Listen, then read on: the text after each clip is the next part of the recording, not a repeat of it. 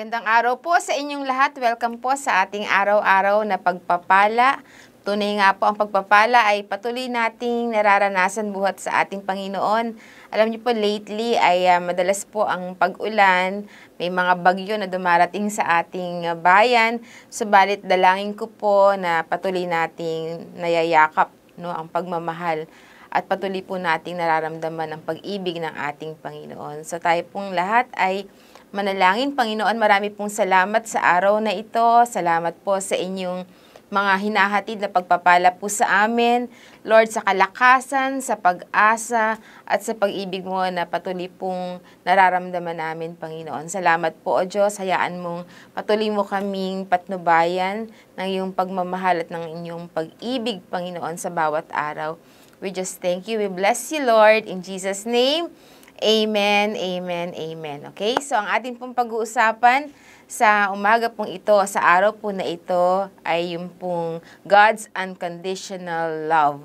Yun pong walang kondisyon, walang anumang kondisyon na pagmamahal po ng Panginoon sa atin. Sabi po sa Romans 5:8, "But God demonstrates His own love for us in this, while we were still sinners, Christ died for us." Sa Tagalog po, sa magandang balita, Biblia, ang sabi po dyan, "Ngunit pinatunayan ng Diyos ang kanyang pag-ibig sa atin nang mamatay si Kristo para sa atin noong tayo'y makasalanan pa." Amen.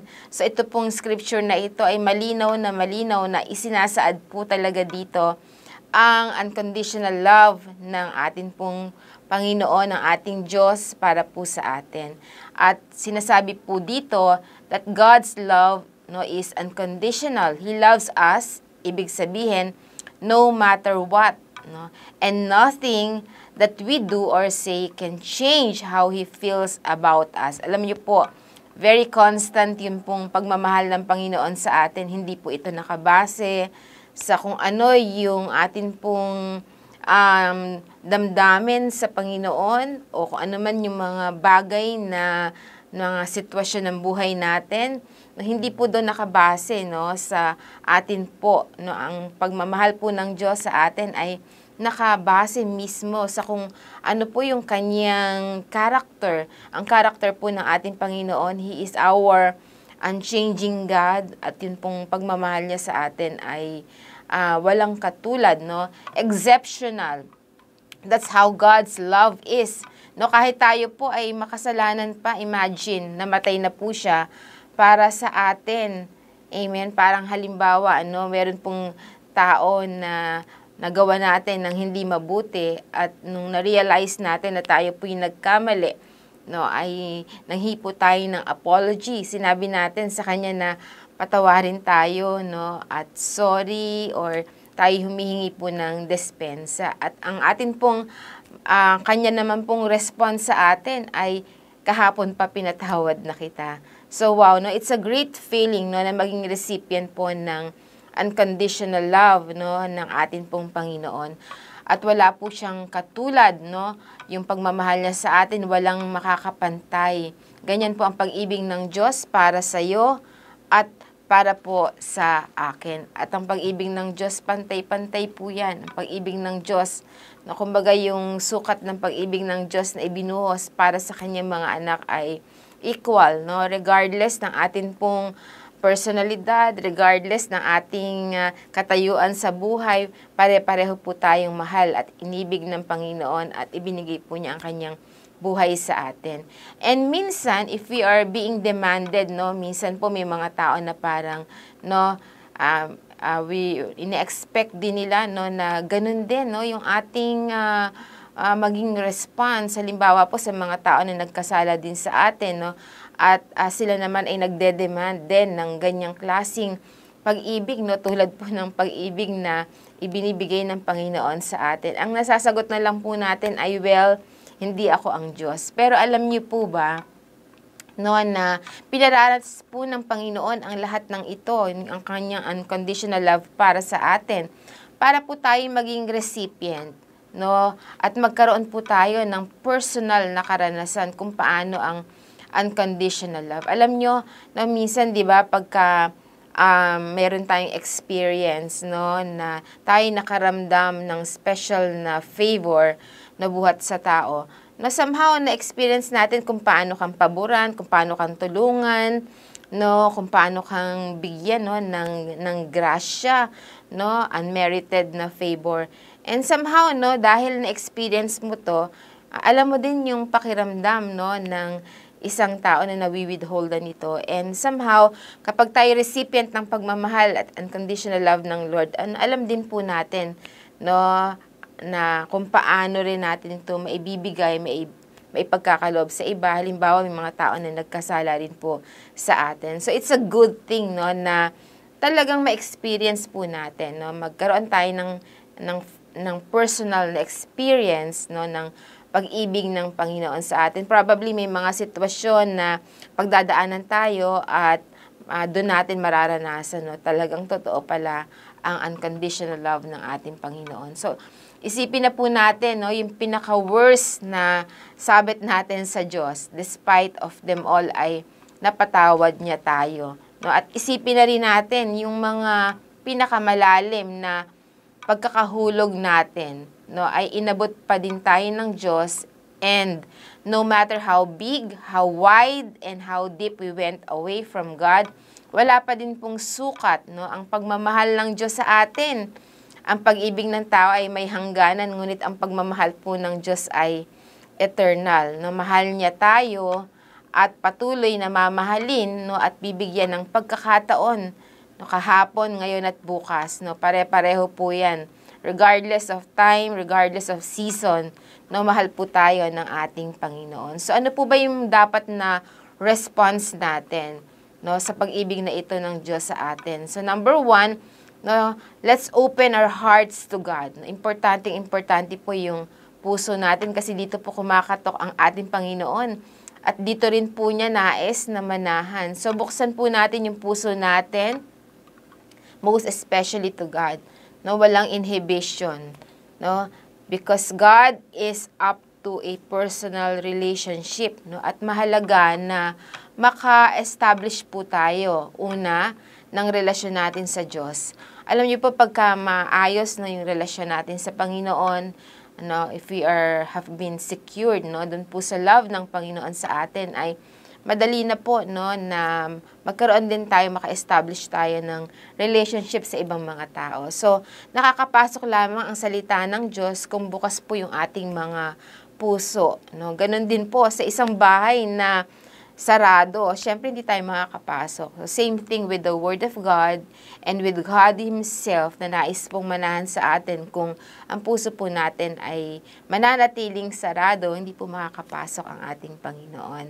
So, number 2, no, let us open our eyes to God. No? Allow our eyes to see, no, the beauty and the goodness of God. No? Minsan kasi nakikita na lang natin yung pangit na sitwasyon natin. Minsan nakabound tayo dun sa mga setbacks natin, mga failures natin, mga shortcomings natin. Alam niyo po na maganda na sometimes may ugnay din natin even yung pong pinaka-pangit na sitwasyon ng buhay natin sa kabutihan ng Diyos sa atin. At alam niyo po, minsan, no, we can magnify the goodness of God even do sa mga panahon na parang napakapangit, no, na sitwasyon na pinagdadaanan natin.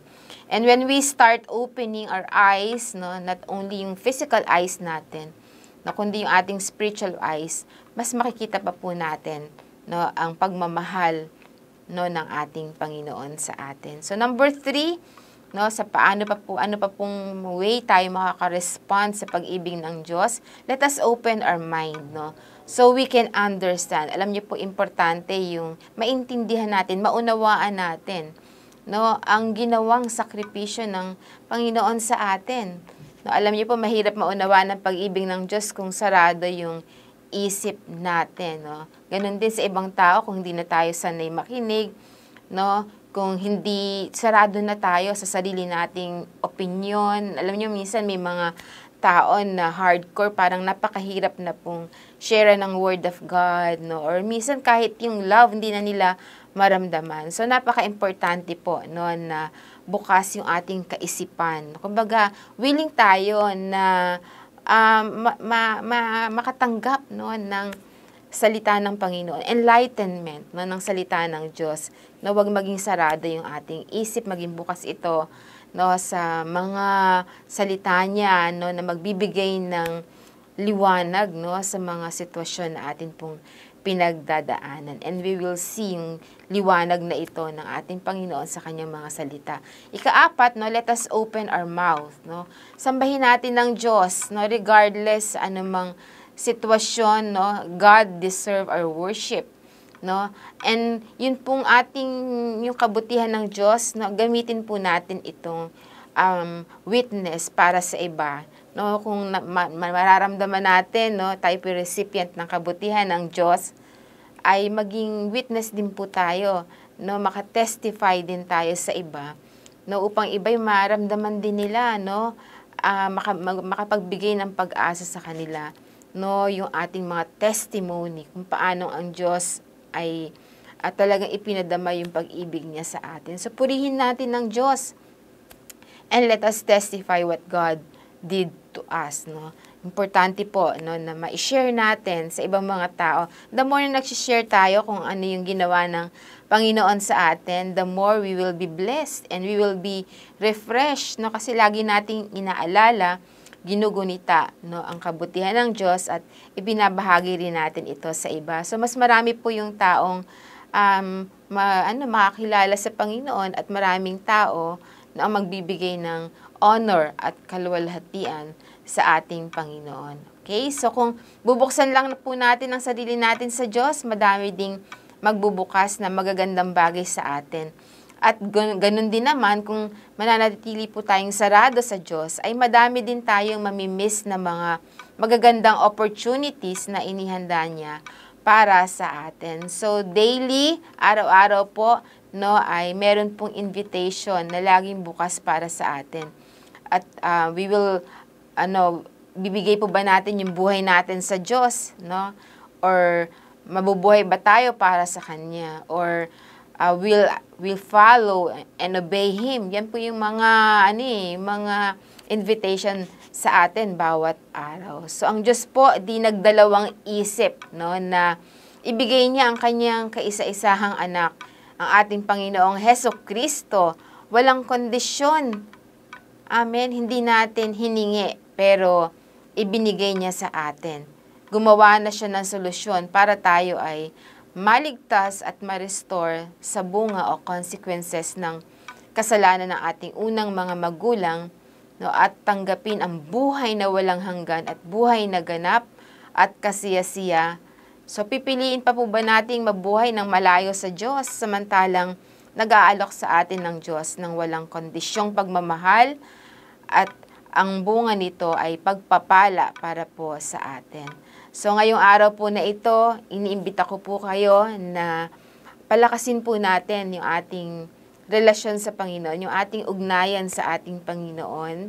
Alam niyo po, we cannot afford to lose sight, no, dun po sa pag-ibig ng Panginoon sa atin, or yung hawak natin, matinding hawak natin sa pag-ibig ng Diyos, no? Even to the point na kahit na tayo parang gusto na natin bumitaw, ang pag-ibig ng Diyos ay mananatili pong nakahawak sa atin. So wala pong dahilan para ako, no, at ikaw ay magdalawang isip na tanggapin ng Diyos o makasimula ng isang personal na relasyon sa Kanya. So tayo pong lahat, no, kung kayo pinagnanasa na patibayin natin ang relasyon natin sa Panginoon at patuloy nating maramdaman yung Kanyang unconditional love, no, at tayo po, no, ay talagang makagawa rin ng desisyon probably, no, kayo po ay medyo napalayo sa Panginoon or masyadong naging busy at na set aside ninyo ang relasyon sa ating Panginoon, ang ugnayan sa Kanya, ay probably this is the best time na tayo po i-renew natin yung ating relasyon na yan sa Panginoon, or makasimula po tayo na isang magandang relasyon sa ating Panginoon. Okay? So tayo pong manalangin. Panginoon, marami pong salamat sa pagkakataon na ibinibigay mo po sa akin. Salamat, Lord, that after having heard all this, Lord, nagdidesisyon po ako na anyayahan ka sa aking buhay at iluklok ka bilang aking Diyos at tagapagligtas. Salamat po, Panginoon, sa napakagandang imbitasyon na ito na, Lord, magbubukas ng marami pang magagandang opportunity sa akin. Lord, tinatanggap po kita, Panginoong Hesukristo, sa aking puso, sa aking buhay, at maghari ka, Panginoon, at niluluklok kita bilang aking Diyos at tagapagligtas. Tulungan mo po ako makapamuhay ng naayon sa iyong kalooban, at Lord, tulungan mo po ako na mamuhay, Lord, na niyayakap ang iyong Lord, pag-ibig sa akin, Panginoon. Salamat po, O Diyos, Lord, sa magandang pagkakataon na binibigay mo sa akin at maranasan ko, Panginoon, yung unconditional love mo at maibahagi ko rin po ito sa ibang mga tao na nangangailangan. Salamat po, O Diyos. Ito pong aking dalangin sa pangalan ni Jesus. Amen, amen, amen. So, gusto ko lamang pong i-verify yung ginawa po natin na action or decision na tanggapin ng ating Panginoon at tagapagligtas. Nais ko pong sabihin sa iyo na mahal ka ng Diyos. No? Ito pong opportunity na ito na makapakinig po ng ating AANP ay ito po'y proof ng pagmamahal sa iyo ng ating Panginoon. No? At gumawa po siya ng paraan para mapanumbalik ang ating nasirang relasyon sa Diyos dahil sa kasalanan. No? This is God's ordained time, no? And a season na magkaroon po tayo ulit ng relasyon sa Panginoon. At ito po'y binibigyan tayo ng isang magandang pagkakataon at simula sa araw na ito, no? Ikaw ay naging anak na niya at kabilang sa kanyang pamilya. At ibahagi din po natin ito sa iba, yung atin pong karanasan ng pag-ibig ng ating Panginoon. So, God bless you. God bless you po.